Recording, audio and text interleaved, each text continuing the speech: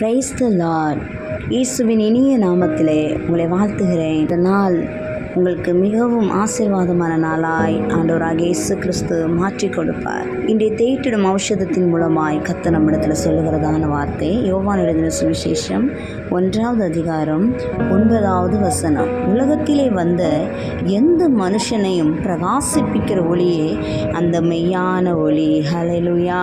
இந்த உலகத்தில் இருக்கிற இருளாகிய பாவத்திலும் சாபத்திலும் அடிமைத்தனத்திலும் வாழ்ந்து கொண்டிருக்கிற மனிதனை இருளிலிருந்து தூக்கி எடுத்து அவன் வாழ்க்கையை பிரகாசமாய் மாற்றுகிறவர் ஆண்டவராகிய இயேசு கிறிஸ்து.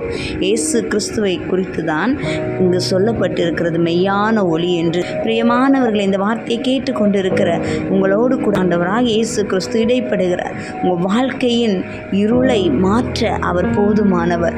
உங்களை எந்த நிலையில் நீங்கள் இருந்தாலும் உங்களை பிரகாசிப்பிக்க விரும்புகிற